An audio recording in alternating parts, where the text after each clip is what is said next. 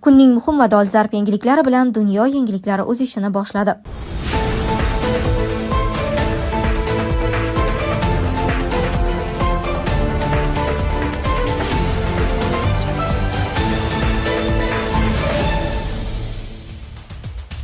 Medvedev Yevropa davlatlariga Oreshnik bilan tahdid qildi.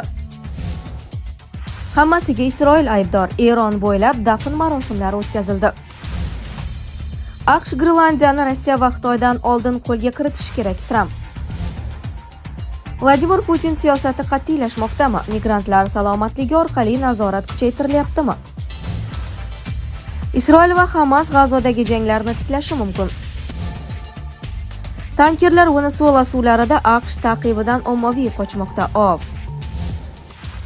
Isroil 10 yil ichida AQSh harbiy yordamiga muhtoj bo'lmaydi. Netanyahu.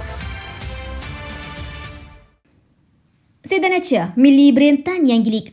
Erkaklar orasida keng tarqalgan muammo tez hojatga chiqish, bel va qorin og'rig'i, kuchsizlik va quvvatning pasayishidir. Bu oddiy charchoq emas, prostata muammosi.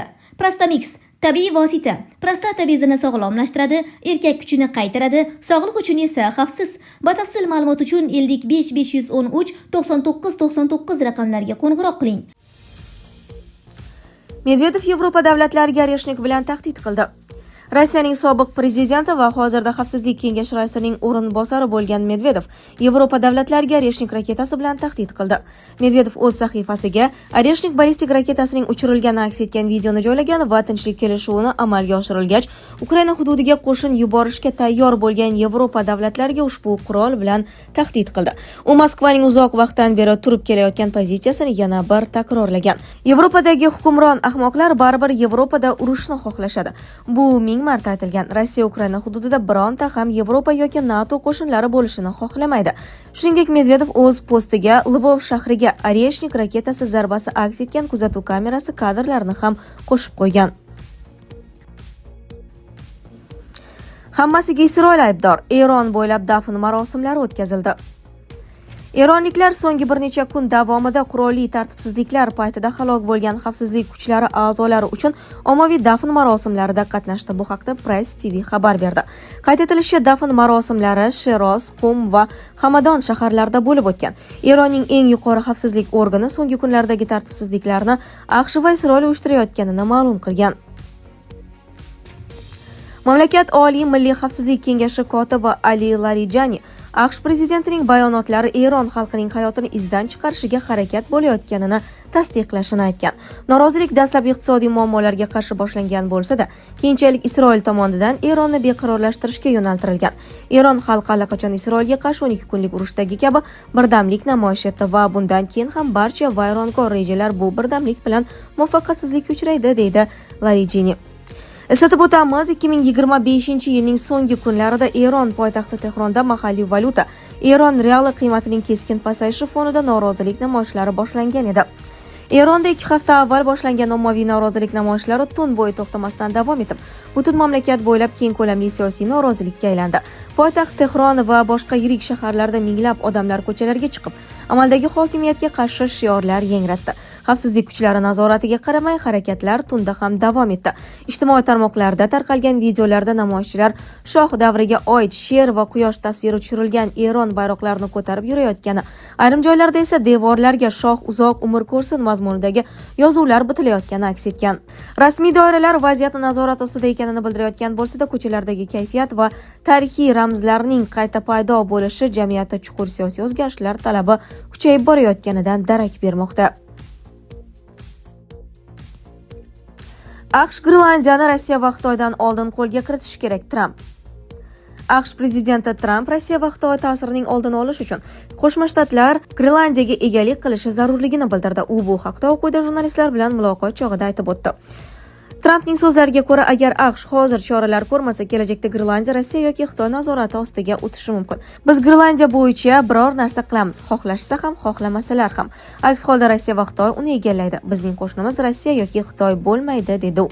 Prezident AQShning Grenlandiyada 1951-yildan buyon harbiy ishtiroki borligini tan olgan bo'lsa-da, bu yetarli emasligini ta'kidladi. Uning fikricha, faqat egalik orolni to'liq himoya qilish imkonini beradi. Ijara bilan himoya qilinmaydi, egalik bilan himoya qilinadi. Agar biz bunga qo'l urmasak, Xitoy yoki Rossiya qiladi, dedi Tramp. Ma'lum qilinishicha, Oq uyda Grenlandiyani AQSh nazoratiga o'tkazish bo'yicha turli variantlar muhokama qilinmoqda.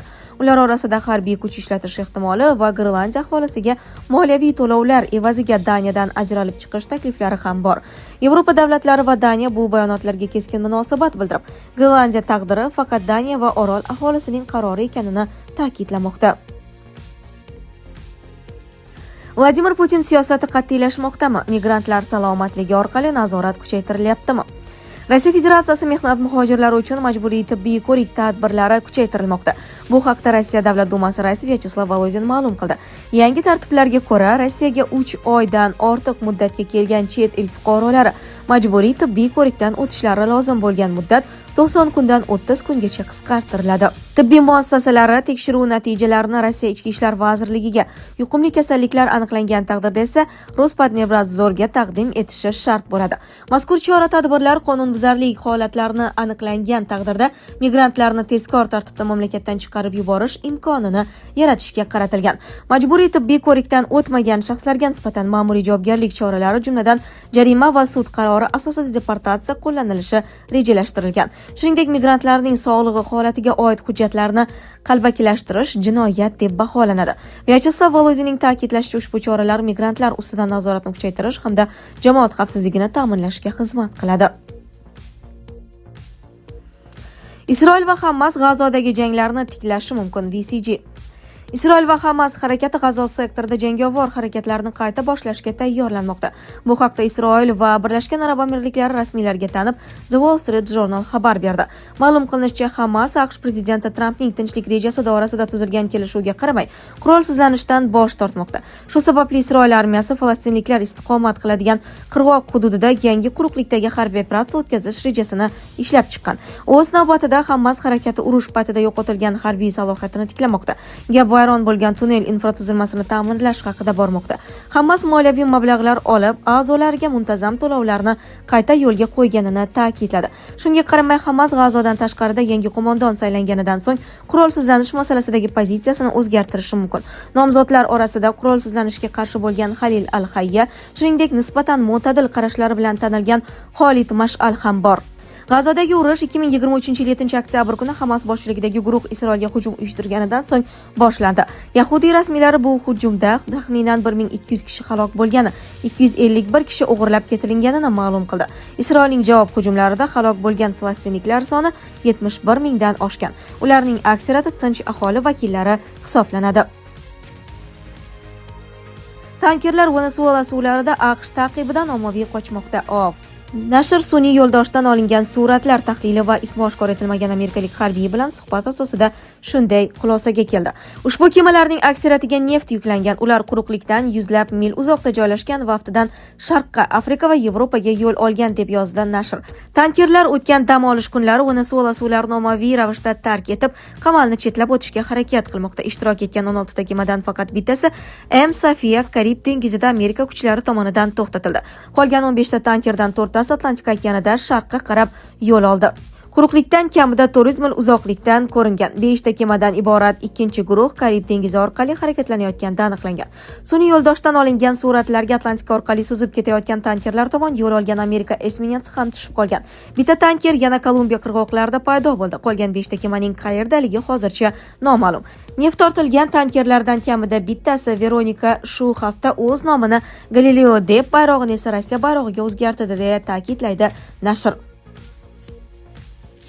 Isroil 10 yil ichida AQSh harbiy yordamiga muhtoj bo'lmaydi. Netanyahu. Isroil bosh vaziri Netanyahu mamlakat yaqin 10 yil ichida AQShning harbiy yordamidan voz kechishini va o'zini mustaqil ta'minlashini istashini aytdi. Bu haqda uning 9-yanvar kuni e'lon qilgan intervyusiga tayanib Al Arabiya xabar berdi. Washington G'azoda Hamasga qarshi urush olib borayotgan Isroilga 10 millionlab dollarlik harbiy texnika sotishni ma'qullagan edi va ikki davlat o'rtasidagi mudofaa aloqalari 10 yilliklarga borib taqaladi. Shunga qaramay, Netanyahu The Economist nashriga bergan intervyusida Prezident Tramp bilan uchrashuvimda Amerikaning yillar davomida bizga ko'rsatgan harbiy yordamini yuksak qadrlashimizni aytdim. Ammo Isroil ham yetarlicha yuksaldi. Aql bovar qilmaydigan salohiyat shakllantirdi. Iqtisodiyotimiz tez orada 10 yil ichida $1 trillion ga yetadi.